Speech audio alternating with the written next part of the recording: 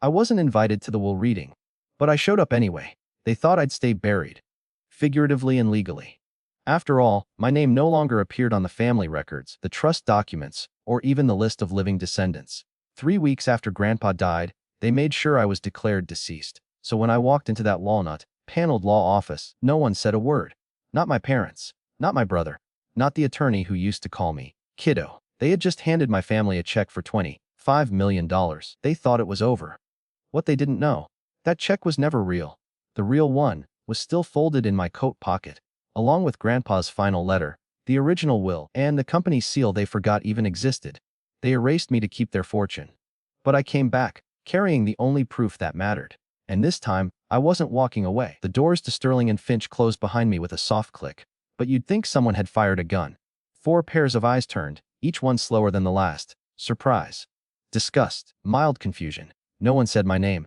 Not my father, who looked at me like I'd tracked mud onto his marble. Not my mother, who blinked once, then focused on her manicure. Not Julian, my brother, who tilted his chair back, grinned, and said, "Well, I'll be damned."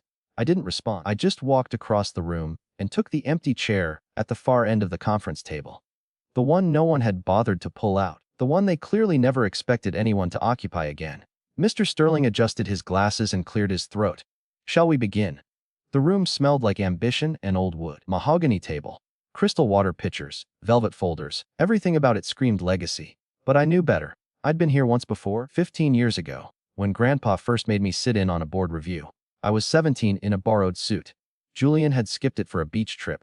I took notes in silence. Grandpa patted my shoulder after and said, "Good men listen before they speak." Mr. Sterling began reading. "To Julian Calloway," he said, "control of Calloway Holdings and all executive voting rights. The Villa Haven estate. A disbursement of $5 million. Julian grinned. Shot me a look that practically said, "That's how it's done, baby brother." To Charles and Lorraine Calloway. My parents. Oversight of the Calloway Foundation, and a charitable donation made in their name, amounting to $2 million each. In addition, the Bentley and the Paris townhouse. No one flinched. This was theater. And they were the stars. Then Sterling reached for a cream envelope. To the Calloway Legacy Fund, he read, disbursement of $25 million, to be managed at the discretion of the board, for the long-term stability of the family name. He pulled out a check, heavy paper, deep seal. He placed it neatly on the table. They stared at it like it was a crown. I watched my mother pick it up with her thumb and index finger. She examined it like it might bite. "It's about time," she murmured. My father nodded.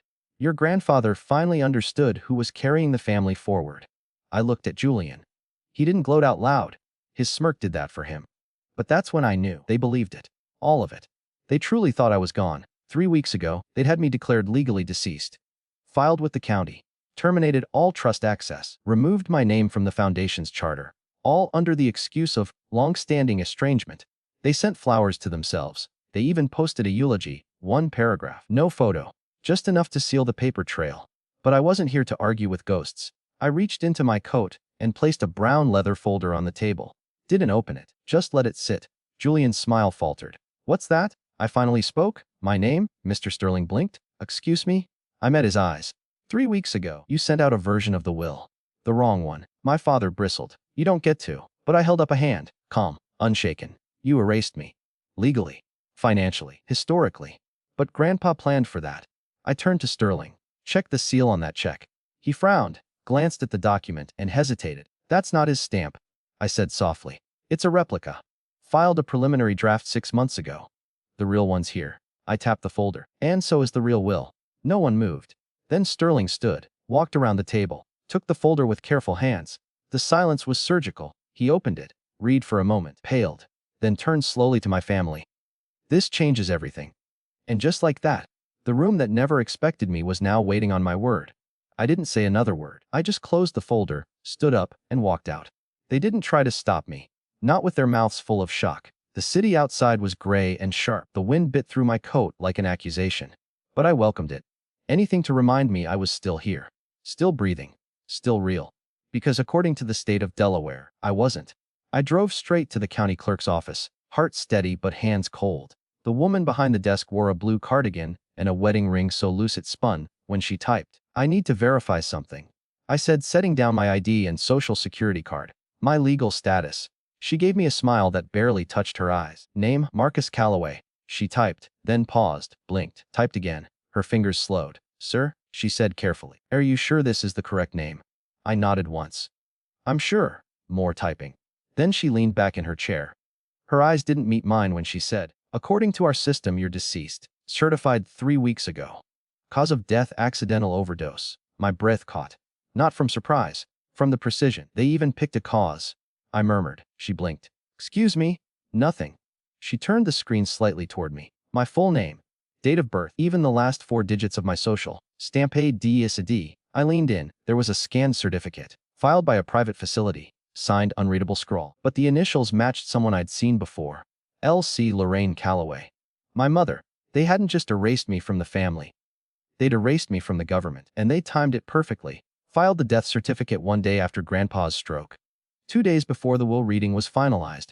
I left without another word. Outside, I stood on the courthouse steps as a school group passed, laughing and noisy. One of the kids nearly bumped into me and mumbled, "Sorry, sir." Like I was invisible. That's the thing about being erased. You start to feel like a ghost long before you're gone. I needed confirmation. Something more than a government stamp. So I called the bank. Hello, I said. I'm trying to access my personal account. Marcus Calloway. Certainly, Mr. Calloway. May I have your social and date of birth? I gave them. Then came the pause. I'm sorry, sir. That account has been frozen due to client death notification. Is there a next of kin we should speak to?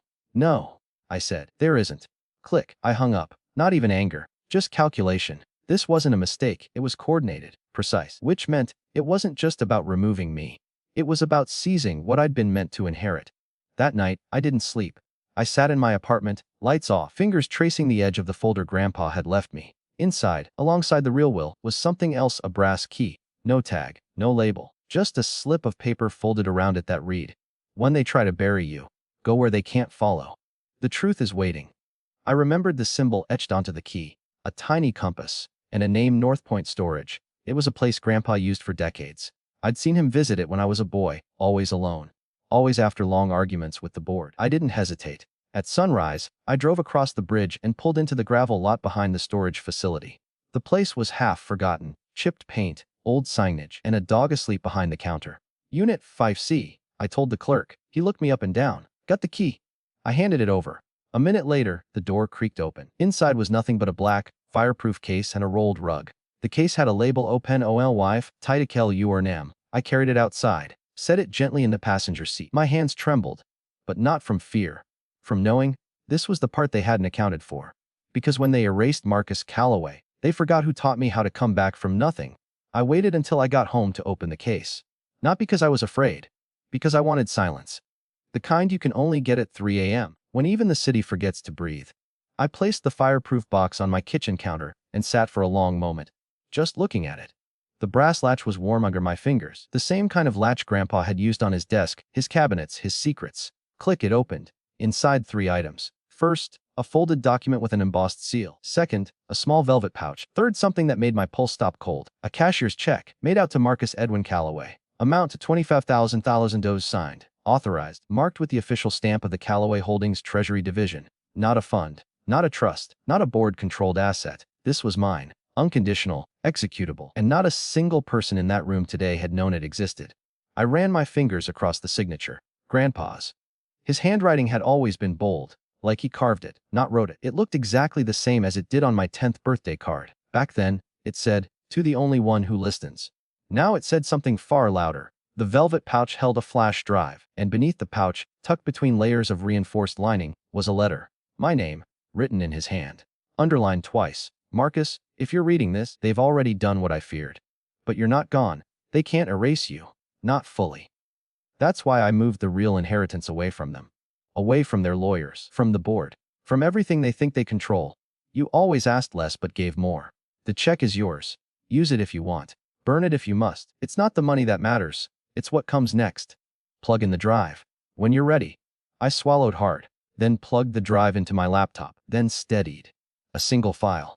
Teach me fires TEJ7P4. I clicked, and there he was. Grandpa sat in his sunroom, light filtering through dusty blinds. He looked tired, older than I remembered, but his voice was steel wrapped in velvet.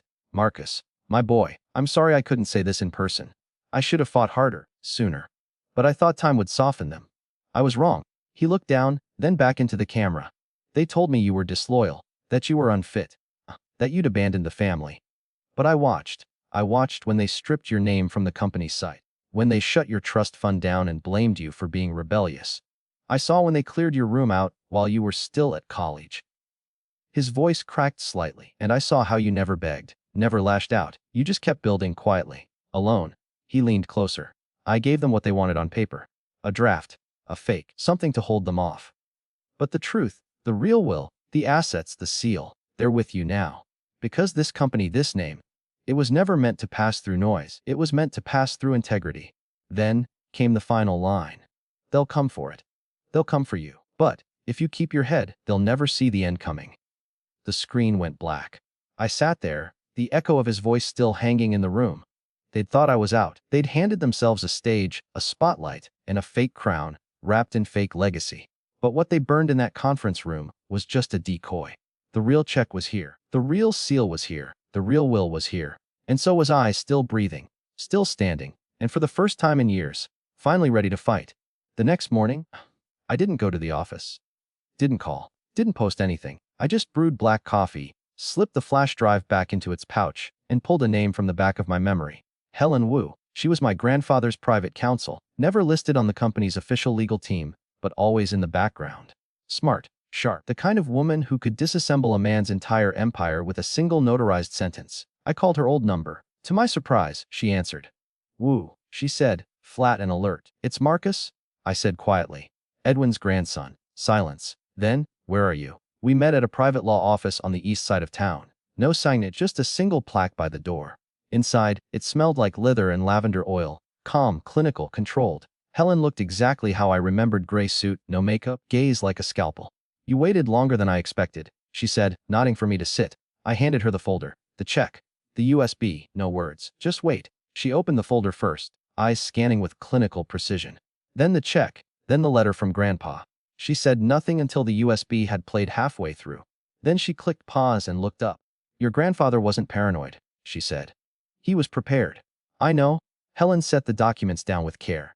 They filed your death certificate. I know. They scrubbed you from the company charter. I know. They presented a counterfeit will, orchestrated by parties with direct interest in silencing your claim. I nodded. Still think I waited too long. She gave the faintest smile. No. Now it's just time to choose your battlefield. We spent the next 2 hours laying it out. Grandpa's true will, dated and signed after the fake draft, with notarization intact. The cashier's check, traceable to a private account under my name. The death certificate was filed fraudulently, and most damning, the flash drive. Grandpa's own video testimony, explicitly stating that the public will was false. We uploaded everything to a secure case management system, encrypted and time-stamped, with backups routed to 3 cloud servers and 1 physical drive in a separate city. Helen tapped a pen against her tablet.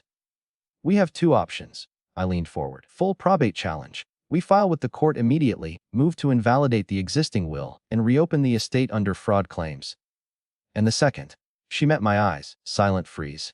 We submit a private injunction to lock the current estate disbursements. No announcement. Let them think they're still in control, while we quietly choke the flow. I didn't even hesitate. Second one. Good, she said, already drafting motions. Because your family, they win in noise. But they have no defense against silence. That evening, I got an alert. The accounts tied to the Callaway Legacy Fund had been flagged for audit. No money in, no money out. The $25 million they celebrated. Now just a number on a frozen screen, and they had no idea yet. I stayed quiet. Didn't show up to the estate. Didn't return Julian's smug texts. Didn't answer my mother's curious email titled, "You looked unwell yesterday." Instead, I drove to the edge of the city and stood outside the old Callaway foundry, the place Grandpa built with his bare hands before the suits came in and turned it into a tax shelter. I watched the wind pull at the old sign, the paint chipped but the name still holding. That's what this was about. Not just the check. Not even the company. The name. Who carried it and who deserved to. When I got home, there was a white envelope taped to my door. No return address. Just my name. In pen, slanted and precise. Inside a single sentence. They're preparing a press release. You need to act before they spin you into a villain. No signature. No time stamp. But whoever sent it knew. They always do this. My family. Rewrite the story before anyone else gets a chance to speak. That night, I asked Helen to schedule the hearing. Not in a week.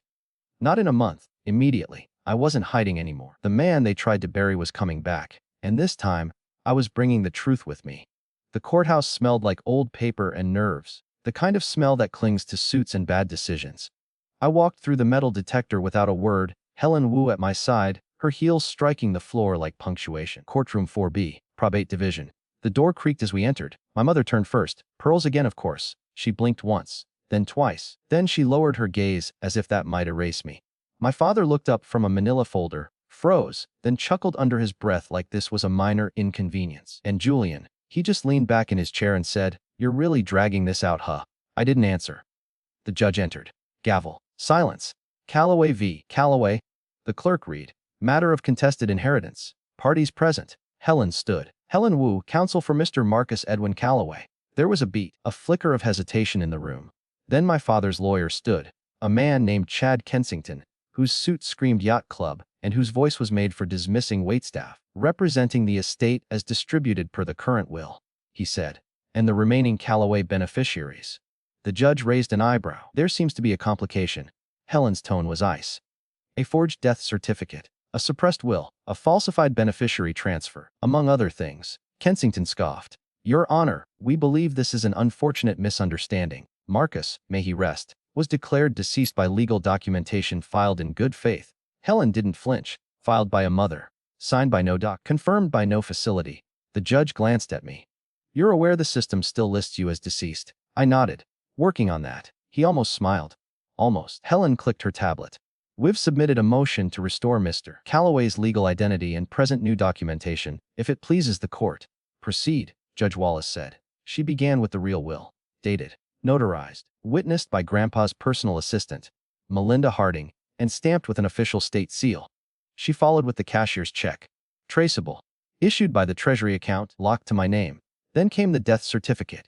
Filed one day after Grandpa's stroke, with no hospital confirmation, no coroner, just my mother's signature. Judge Wallace leaned back. Mems Calloway. Did you submit this? My mother didn't speak. Her lawyer whispered something in her ear. She looked away. Helen wasn't done. She pulled out the final card. The decedent, Edwin James Calloway, left behind video testimony. Not submitted with the will, because this was never intended for the public. She turned to the clerk. If we may. The screen lowered. The lights dimmed. And then, Grandpa. Sitting in that sunroom. Tired, but clear. If you're seeing this, Marcus, it means they went through with it. I'm sorry. They wanted control. That's all they ever wanted. But control built on lies crumbles. So I left the truth with you. The will they have is a draft. A distraction. I signed another.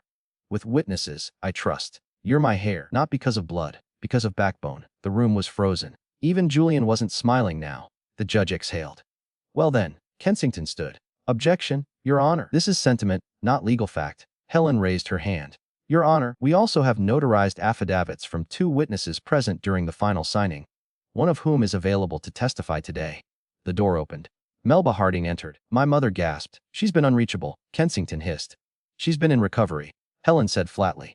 Cancer. Stage 3, but not dead. Unlike Marcus, according to your paperwork. Melba raised a frail hand. I watched him sign the real will, he cried. They never made him cry. It was the softest line of the day, and somehow, the sharpest. The judge straightened. I've heard enough. Silence. Then the gavel came down. Effective immediately, the court recognizes Marcus Edwin Calloway as the rightful heir to all financial and managerial assets as defined by the final will dated February 6th. The previous distribution is nullified. Funds are to be transferred. Access restored. He turned to my family. Further, I am ordering an investigation into document tampering and estate fraud. Until that time, your assets are frozen, and your access to company accounts is revoked. Julian shot up. You can't do that. The judge looked at him like a roach. Watch me. Outside, the air was colder. Cleaner. Helen handed me a folded copy of the judgment. You did well. I just stood there. She shrugged. Sometimes showing up is the battle. As I reached the stairs, a voice called behind me. Marcus. I turned. It was my mother. No pearls now. Just a pale face. You could undo this, she said. We're family. I looked at her. And I smiled. Then you should have acted like it. I didn't attend the press conference. Let Julian explain to the shareholders why his access had been revoked. Let my parents squirm through polite statements about misunderstandings and internal restructuring. I stayed home, not to hide, but to breathe. My name was mine again. My accounts were open. My voice, no longer muffled beneath signatures I never gave, Still, I didn't rush to claim anything. The 25 million sat untouched in the account Grandpa had set up for me. The board tried to call, twice. I didn't answer. Instead, I visited the foundry, the original one, brick, wall, rusted, forgotten by everyone except the man who built it. I stood in the middle of the empty floor, beneath the faded Callaway emblem on the far wall, and whispered, "I'm here." It felt right. I didn't want revenge. I wanted restoration. So I started with the smallest act, a new plaque. Just 3 words, bolted to the old entrance gate. Edwin's word stands. That afternoon, I posted a single image. No caption. Just the gate, the sun, and the name. By midnight, it had been shared over 12,000 times. The next morning, I got a voicemail from a journalist. "Would love your side of the story," she said. "The family's been quiet." I deleted it. The story wasn't for them. It was for me. For Grandpa. For every version of me they tried to erase. A week later, I walked into the Callaway Holdings building unannounced. I didn't bring a camera crew. I didn't bring Helen, just the seal. I placed it on the receptionist's desk. "I'll be using the 6th floor office from now on," I said, smiling. The receptionist blinked. "Of course, Mr. Callaway." She didn't ask for paperwork. I didn't need any. By then, the truth had already done what it was supposed to do. They burned a check. They buried a name. They rewrote a legacy. But what they never understood was this: real inheritance doesn't come in ink. It comes in silence endured. It comes in the moments you don't fight for attention, but wait for your turn, and take it without flinching. It comes when you walk back into the building they tried to lock you out of, and find that the door was always yours to open.